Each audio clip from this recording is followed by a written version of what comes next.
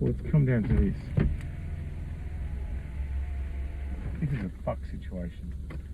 I'm a disabled person in this country, and I live with my therapy dog in the car, which is an egregious human rights disability discrimination right there. We're supposed to be afforded housing. This is an abominable situation, and it's an egregious human rights abomination for the Australian government, who has targeted me over 30 years. I've suffered detriments in every single possible way, and in all manners, financially, spiritually, socially, economically, politically, in my job, in my work, in my reputation. They've systematically dismantled my life and deconstructed it, and there is an aim, a mandate, and that is to destroy and silence me by any means necessary, even if it means killing me. And I have died already once over my targeting, and it was a fatal injury from which I was revived, meaning the government's culpability and malice for my killing is evident and clear. And then they covered it up with impunity and forced me to live in my car under the care of the NDIS. But who would care? After all, I'm a pedophile and a rapist and a murderer and an extortionist, according to the libel and slander of the authorities.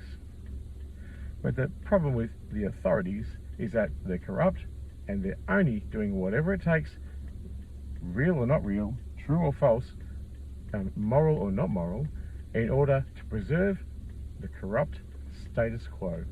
And they all know that they're corrupt, and I've been a truth speaker and seeker for a long time. And I just want to say this. I want to say it very clearly. I lose track.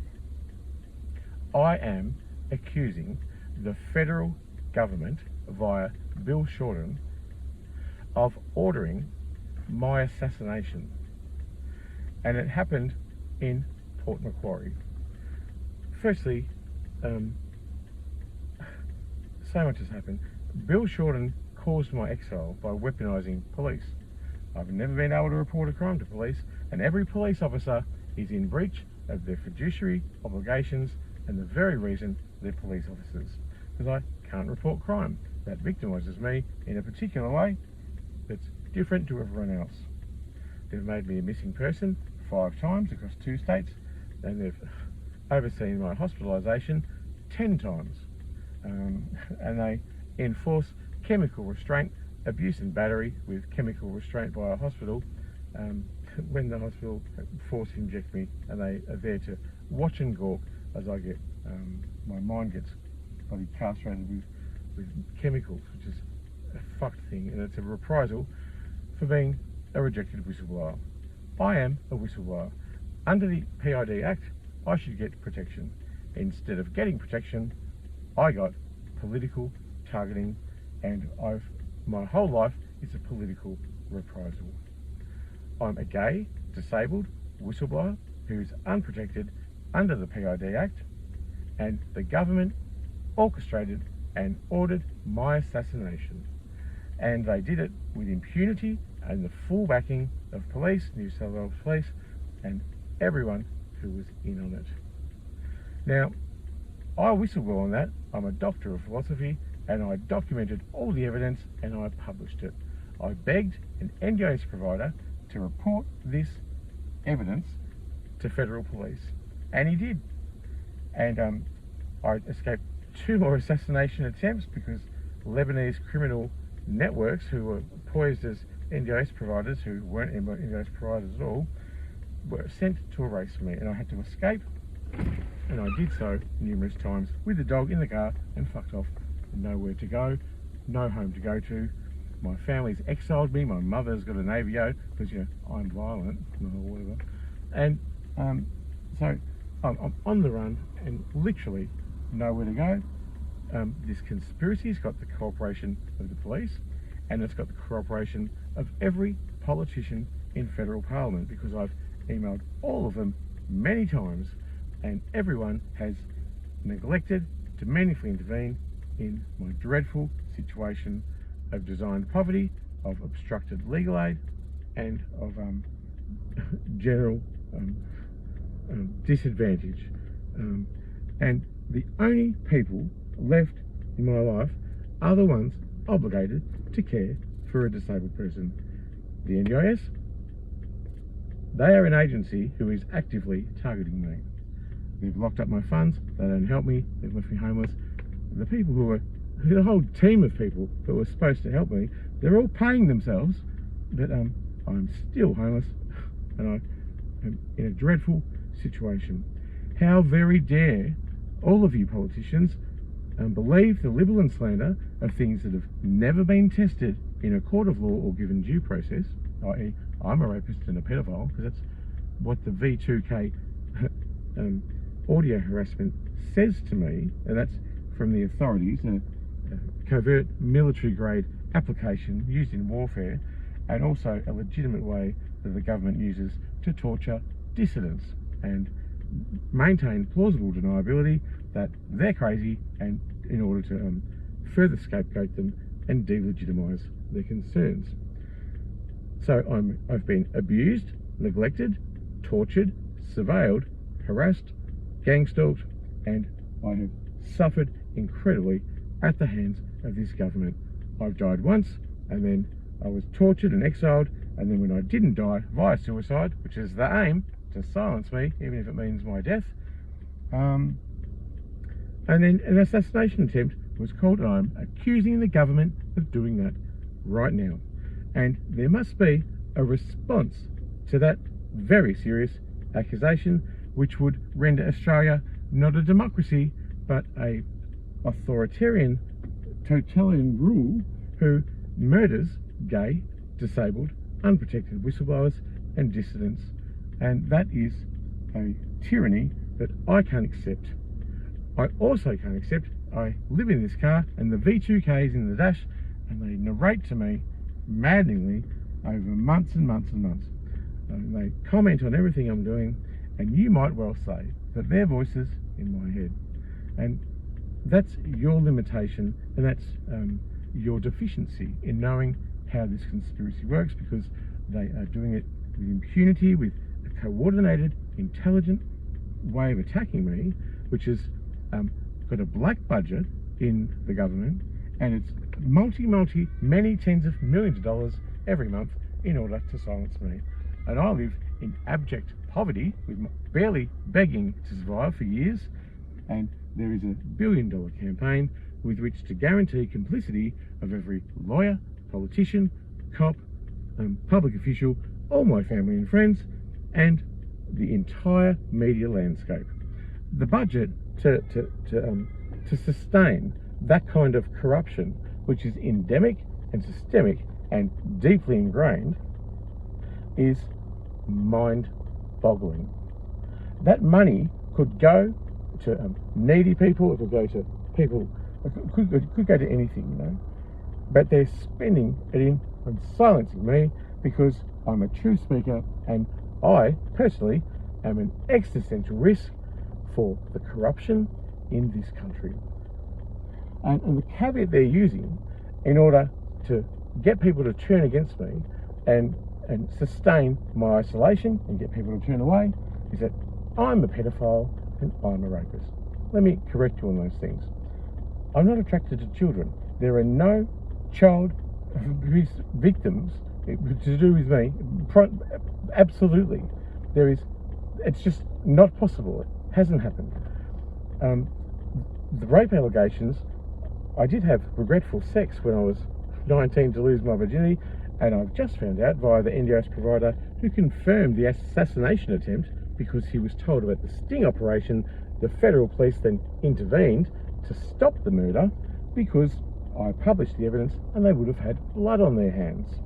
They didn't stop it because they cared for me, they stopped it because of their own greedy self-preservation.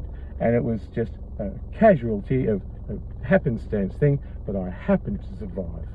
And now that I exist, I'm a liability to the very powerful, untouchable perpetrators who have ordered my assassination. And Ben also confirmed that the police told him, and then he told to me, that the police told him about the regrettable, yes, but consensual sex. And right there is it in writing that I have not raped anyone. This is ridiculous. I don't have malice. I've never had malice, and I wouldn't harm anyone. And if I have anyone, anywhere, anytime, I'm sorry. But, you know, I've said sorry a million times to people. I even have to apologise just to simply exist in this world. But not one single person out there has apologised to me. And I've died, I've been character assassinated, I've been robbed, I've been politically targeted, I've had a sustained, well-financed prosecution, persecution and character assassination of me over many, many years. And my former partner, Steve Isonides, there's a caveat that we haven't talked about. No government official will even admit that that relationship existed. And that is a thing that underpins this whole damn thing. I'm not a criminal. The criminality is in the neglect and the betrayal of fiduciary duties of all politicians, of all police officers, of all healthcare workers. Everyone is in on it. I'm totally isolated, and I have just learned, because I've gone from exiled from Melbourne to Sydney to Port Macquarie, where I escaped the assassination attempt by Bill Shorten, and I want a response from the government from that, because such a serious allegation, corroborated by such facts and information, could surely not be just accepted or not rejected or rebuked or proven wrong. And if it's not, and no one's done that, and that underscores the very reality of the assassination attempt itself. The sad thing is, no one cares if I die. I know, because I've already died, and no one shed a tear, and no one stood up for me. You know what? I like people, and I want to be with them. I understand them, and I understand why they don't help me. It's because they're judgmental creatures, and they're easily swayed by moral bias or libel and slander, or they're very mortally easily influenced and corruptible. And I feel like I've got a spiritual kind of journey here to try and find my way out of this and really transform this whole situation into something that's meaningful and to preserve my life, because I have just found out that when I humiliated the Lebanese criminal networks for coming to arrest me in New South Wales and published the details of them, I've been told that the Lebanese don't like to be humiliated, and they're a criminal organised network, and they have sent people to assassinate me. And I've just found out that they've told me, we know where you are, you can't run, and you can't hide. I've tried driving away. There is nowhere for me to go. I am a politically displaced refugee with a disability seeking political exile as a refugee inside the democracy of my citizenship. My citizenship means jack shit. I don't have an allegiance to this government who has been so callous and cruel and betrayed every single human rights and legal obligation it has to its citizens. It is a brutal, tyrannical, authoritarian regime, and it's assassinated me and attempted to assassinate me. And still, no one is sticking up for me. They just, oh, that's ridiculous, that didn't happen, it's all in your head. Why don't you have a look at the evidence, look at my writing? But time is running out, because they've found me. I don't want to die a martyr. I really just want to have a nice life where I can wake up, have a cup of tea, read the paper, pat my dog, and go to work. That's really all I want to do, and create my art. That's not been possible in the years of homelessness, of desperately trying to seek the next meal, of desperately seeking refuge in a society that has totally and utterly fucking betrayed me after I served it for 30 years helping people. I can't believe this is happening to me. I've received credible information that I am about to be assassinated. It is with the criminal linked networks to the Lebanese in Melbourne who Bill Shorten contract outsourced the tender to, who tried to assassinate me the first time. They're not happy. There is a whole world of criminal networks, and they are not happy with me. And if I'm anywhere for more than a few hours, they end up turning up because the police have my car satellite tracked and my phone, and wherever I am, they listen to my words through the dash, and they surveil me, and I'm under surveillance 24 hours a day. There's an illusion that I'm by myself and I'm my own person, I can do what I want. That's totally false. They know where I am 24/7. I am a threat to this democracy because of my truth speaking, and there's a caveat that I'm not getting justice or anyone to help me because of the black budget which bribes people, and because of the moral taboos which have been stained on my person. And I have evidence that the police go into chat rooms and tell people who I might hook up with for sex, hello, I'm allowed to have sex, and tell them before I even meet them that I have sex with kids and animals. And that is the authorities. You know, if something happened to you like that, you would expect to be able to report it to police. But when it's the police actually doing that to you, where do you go? I don't know. I'm about to be murdered, and there's not a thing that anyone is going to do about it. Not a friend, not my mum. She goes, I'll go to the NDIS, they'll help you out. She's such a moron. She's an active participant in my persecution and a narcissistic placeholder in the landscape of my persecution. No one is helping me. I'm going to die. This is it. This is one of my last videos. I've confirmed the assassination attempt. They will follow me. They were just out there before, and someone went past in a truck with a hood on.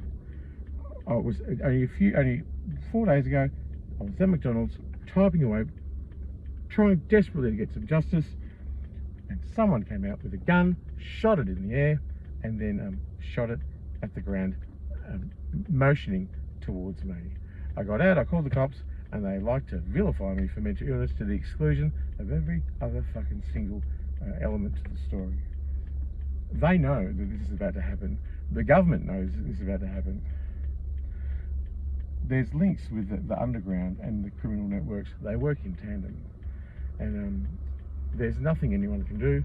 I've protested this for years. There is not a single person who will help me. Not a cop, not a lawyer, not a politician, not a public official, not anyone in the media. This is my final fucking farewell. I'm sitting here, where am I gonna fucking go? I've got no money, I've got no petrol, phone's fucking broken.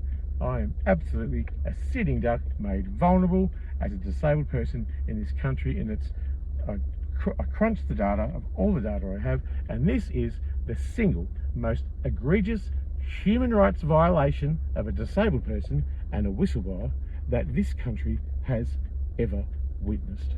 And they make me feel so worthless. I have nothing, I've got no income, no human rights, no legal rights. They make me feel less than human, subhuman. It's an allegory of killing me. They couldn't care less.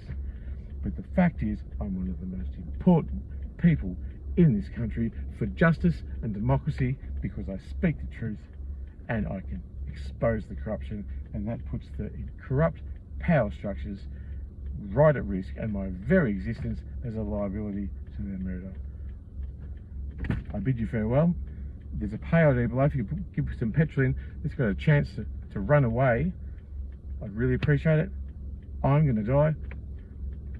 I can't believe it. Pray for me.